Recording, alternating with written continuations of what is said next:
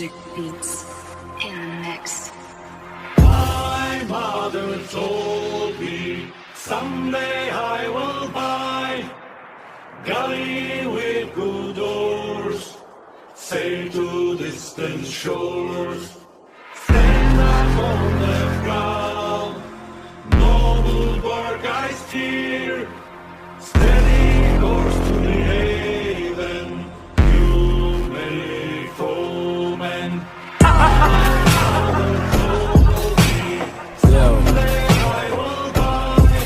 If you had one shot, My mother told me someday I will buy galley with good oars, sail to distant shores, stand up on the ground, noble bark I steer, steady course to the haven, you may foemen. yo,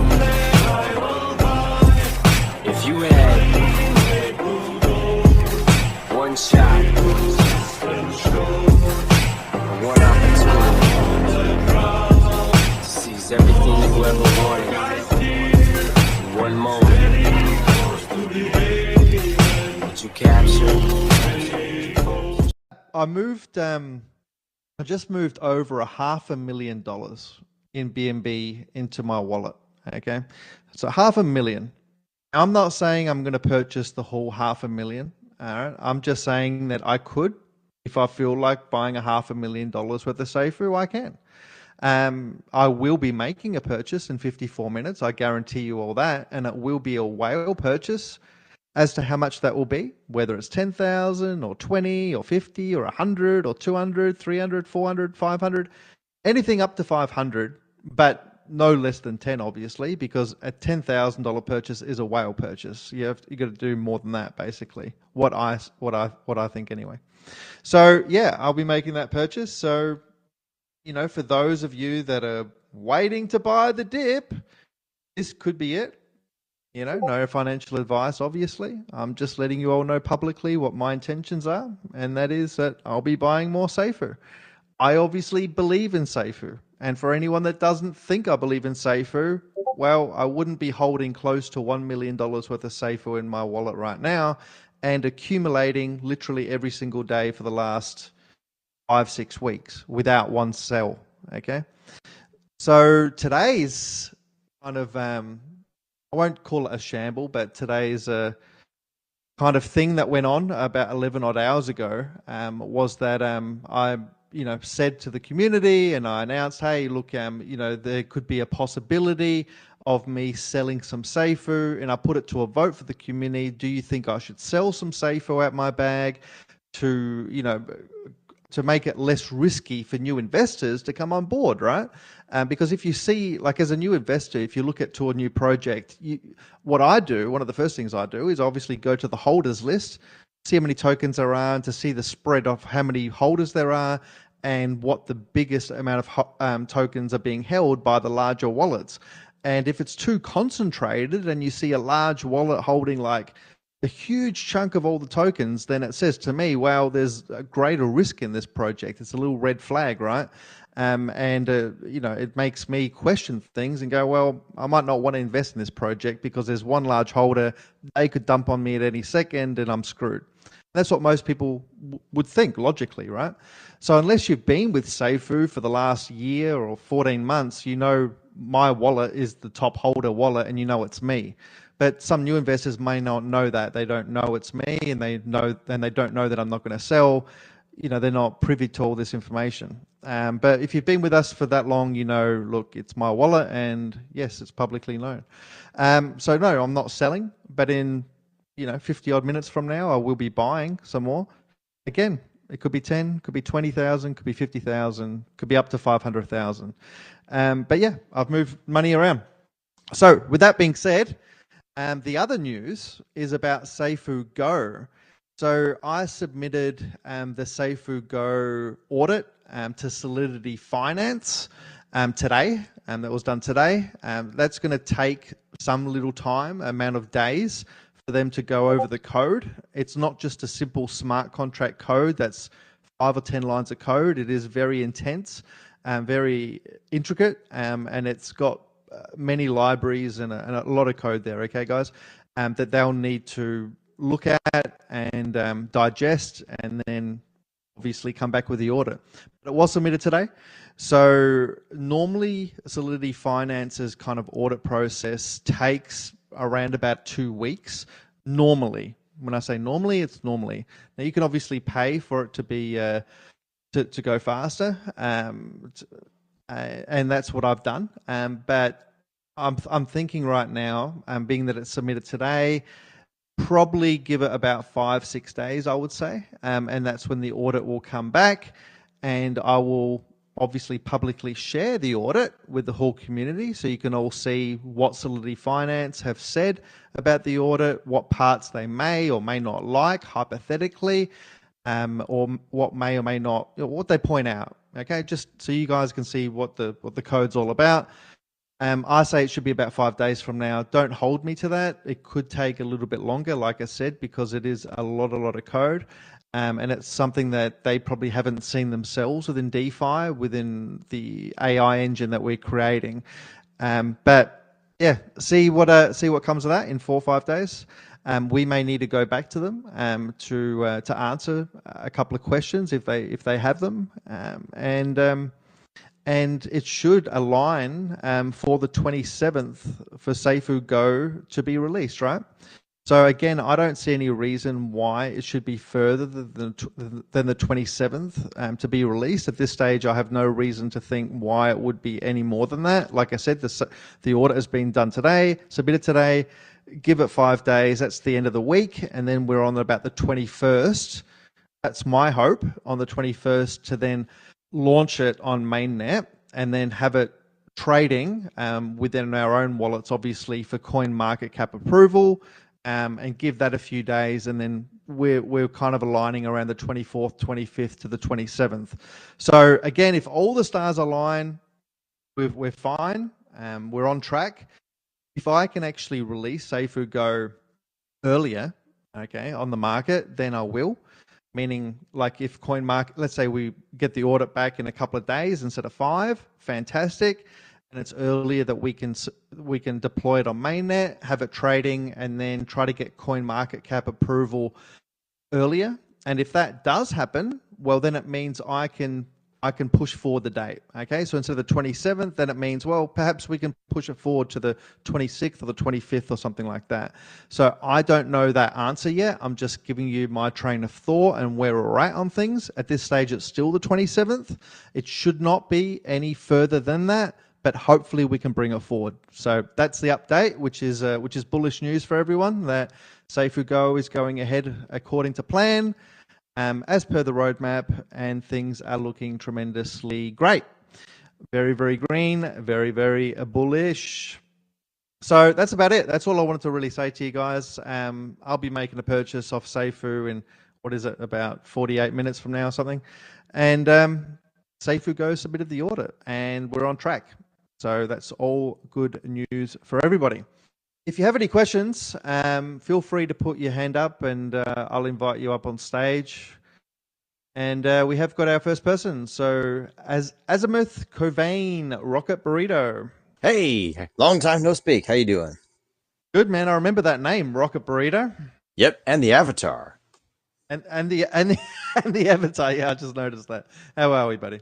I'm doing great. Hey, I just want to say that of all the crypto projects I've invested in since Seifu and since the Vulcan sacrifice, honestly, so far, you've been the only one that's freaking delivered.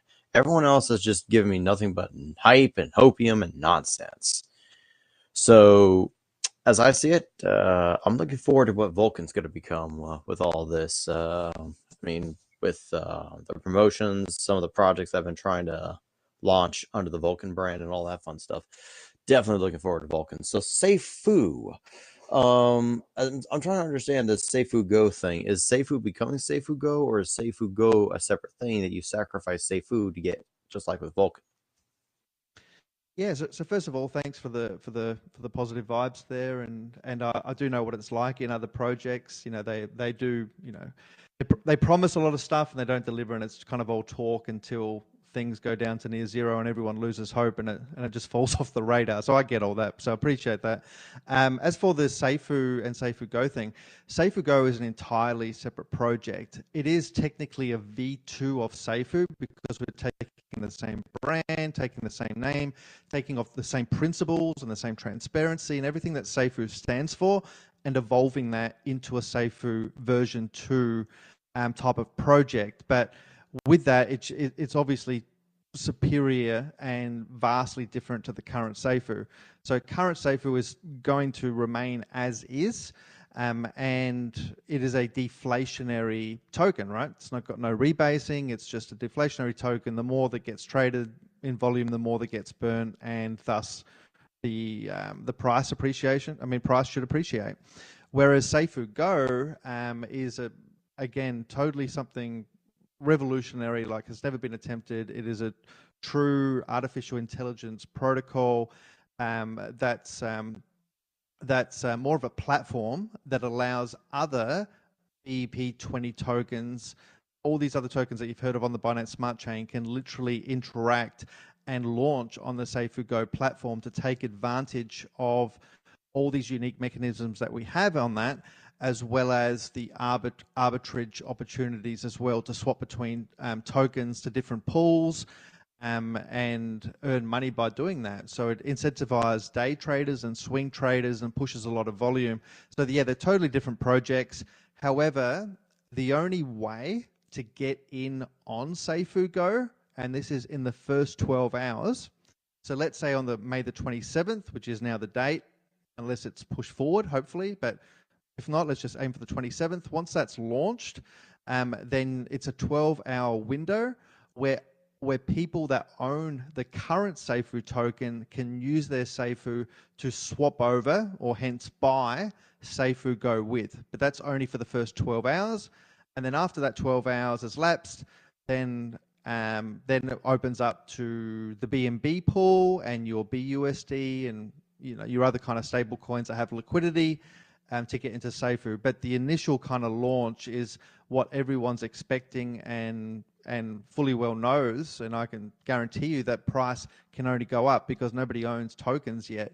So people have to buy and the price goes up. So the earlier you get in, or the more advantage that you have to secure a lower price of Seifu Go.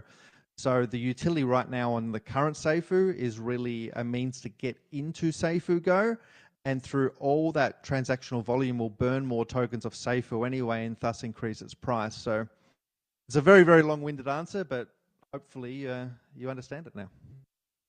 Yes, and I hope this is also recorded because these recordings are always so nice to go back to. I do have a question about Vulcan, the blockchain itself. It's a new blockchain and everything. In light of increasing government regulations and government oversight over crypto, will Vulcan have any kind of mechanism on like their blockchain tracker or anything like that, so that when you're trying to do your taxes at the end of the year for your crypto, will there be some mechanism to help you to help make that task easier to do? Yeah, look, there's many other third-party kind of organizations that do that. Not obviously on Vulcan blockchain yet, but they do use other chains and especially Ethereum.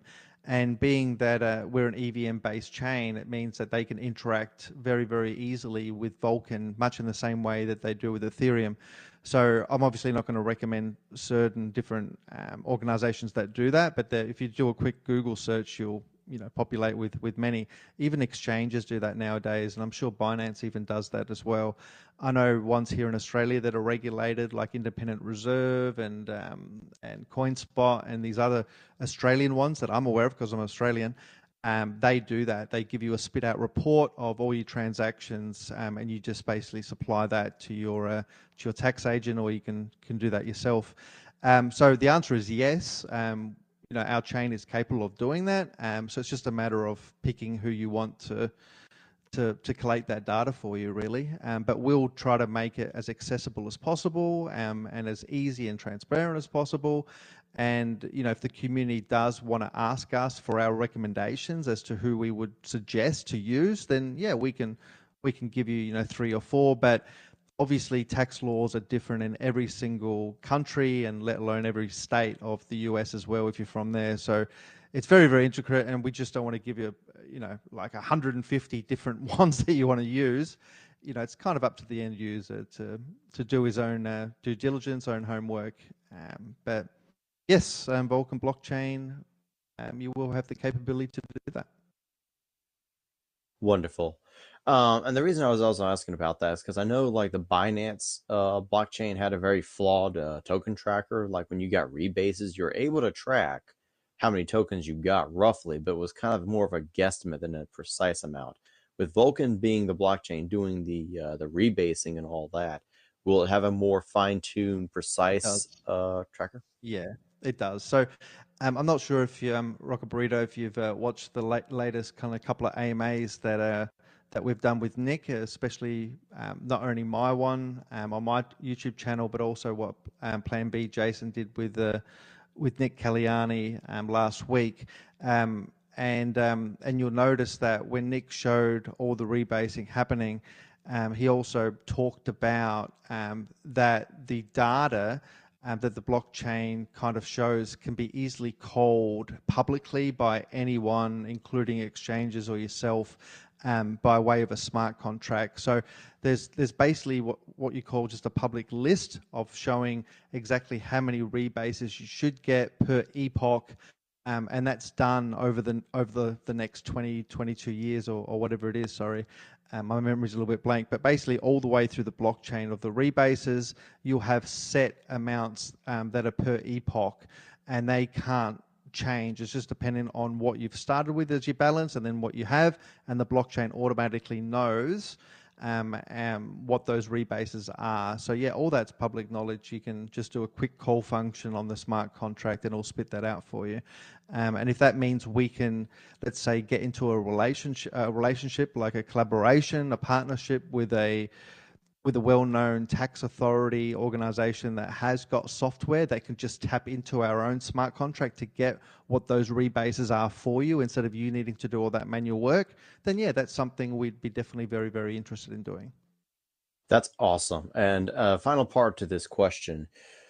As you're tracking these, will it also say, hey, when you got this amount of tokens per this epoch, here's the value of the tokens you received at the time of this epoch? Because in the United States, as far as I'm understanding, because they're very, very behind on everything crypto, but I'm playing on the error side of things, assuming that rebates will be treated like staking, and which is basically that staking is taxed at the value at the time you receive the token. So like if it was say $150 per token at the time of receipt, then X many tokens would be worth 150, and that's what I would pay in taxes on to that amount. Will the blockchain have that value tracker as well that won't fluctuate? Because that's a big issue I've had with Binance, is that when you renounced the contract for Seifu, I think it did something weird. It bugged out the values of everything, and I had to go through some, shall we say, archaic research methods to piece together the prices, because I got kind of lazy last year and that really bit me. So I'm trying to be more diligent this year with my Sure. value tracking.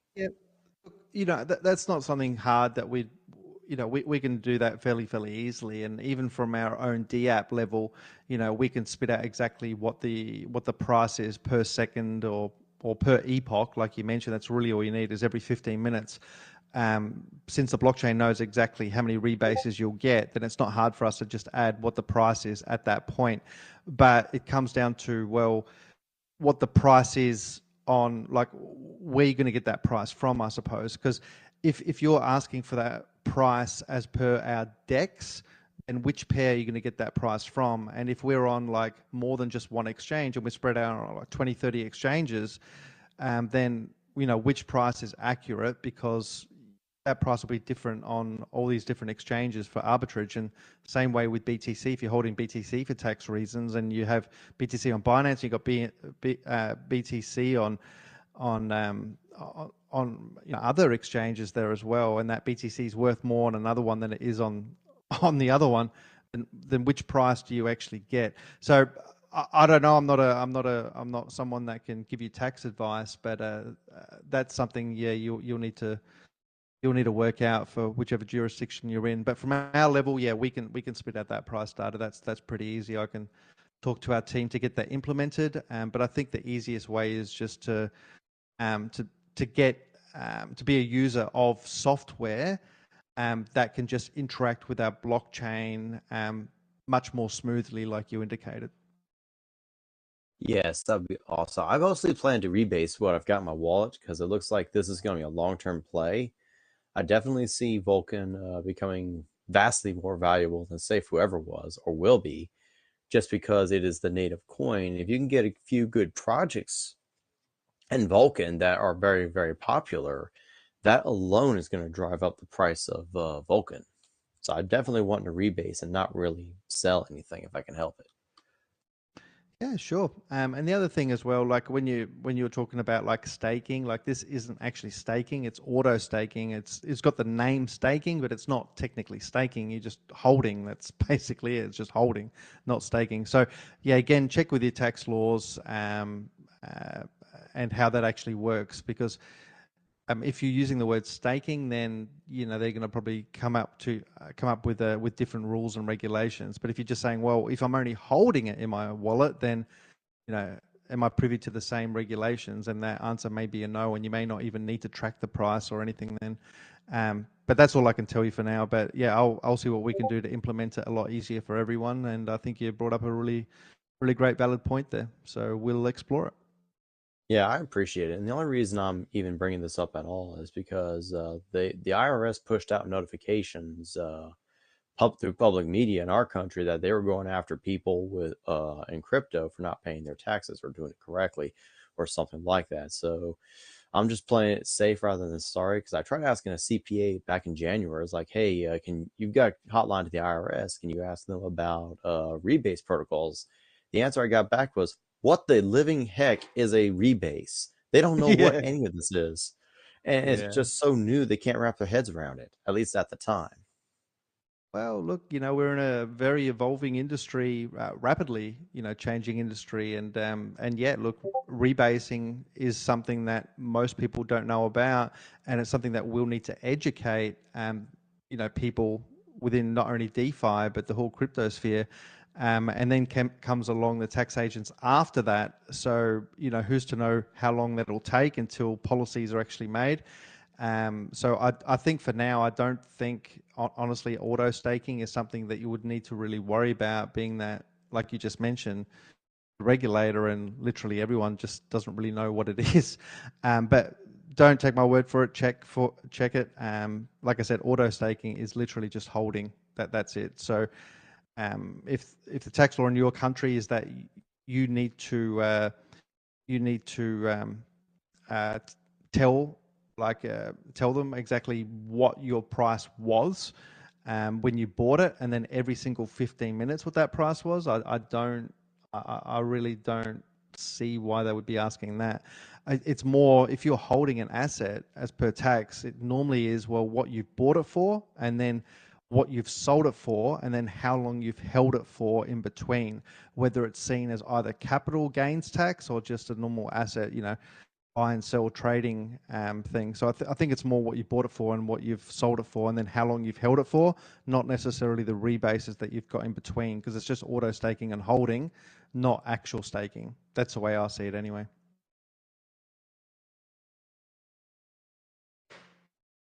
All right. I think that answers my questions thus far. I mean, I think in general, as long as you got like a total value obtained, I think that's mostly what they'll care about. It's like, okay, you Yeah, got like say 100,000 total for that whole year in gains or what have you. I think that's mostly what they're going to care about.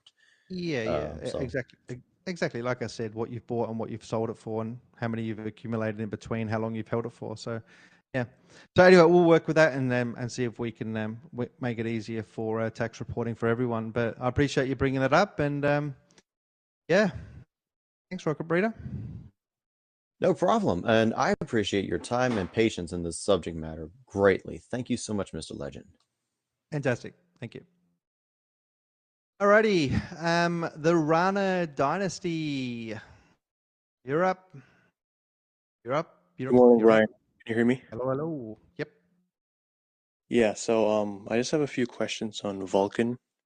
So I think a few months ago you signed a $1.2 million CMC marketing deal to bring, I think, 595,000 new Vulcan investors over the next 10 months. So I'm just wondering, how's the process going with that, and has it started or will it start after Vulcan launches? Yeah, so that was a CPC, basically cost per click campaign that we've agreed to roll out over I think it's 8 months. So part of that, and not the whole chunk, but I believe it's 20% of that was already most 20, about. I think look, I don't quote me on these exact numbers because I'd have to pull it up in my books, but just off the top of my head, I believe about 15 to 20% of that has been spent on the Uxie sacrifice event, and that's why we're able to raise like over 1.1 million from that. So there was a little bit of a chunk allocated towards that, and Mm-hmm. we've still got about 80% left. And yes, that'll be used not for Uxie, but it will be used for Vulcan directly, which Uxie is a byproduct of anyway, right? The swap, Right. the deck. So yeah, we'll be doing that, but there's no use doing marketing now because nobody can buy it, right? There. So Mm-hmm. we obviously want to turn that around to get a return on our investment. So we can use it just for branding only, or we can, which we've done a lot of branding already, and SEO and all that sort of stuff. And now it's about trying to convert new investors and get new developers on board and build this whole Vulcan blockchain out. So that, in answer to your question, will only start when we're very, very close, like probably in the last kind of 3-4 days before mainnet hits, just to get a bit of hype up, and then we'll carry all the way through over the subsequent months. So yeah, you'll need to be waiting more for when mainnet starts, would be my answer for that one. All right. Thank you, Bryan. Cool, man. Thanks for the question. So I don't have any more people putting their hands up to speak. So this was only going to be a quick one again. It was mainly just to address what happened earlier today, and then what's going to be happening in the next 30 minutes for me to buy some more Seifu. And that Seifu Go has submitted an audit through to Solidity Finance, and hopefully we'll hear back some positive news and have that done and dusted across the next days ahead until the end of the week, and then we'll launch on mainnet, get it all on CoinMarketCap, and then do the fair stealth launch release for everyone to use their Seifu and convert it across, buy some Seifu Go, and make this whole thing big and glorious, right? So if anyone has actually recorded this impromptu AMA, feel free to please pop it on YouTube and then put the link for that video into the main chat, so then we can link it back in our past community AMAs, because I personally haven't recorded this. I'll see Craigbot here, so someone's added Craigbot into this to record it. But if you've done it via video, and it's much more better, I think, visually for people to listen back to and see what's going on visually, like as per a YouTube video. So if you've done that, you're a YouTuber, put the link in.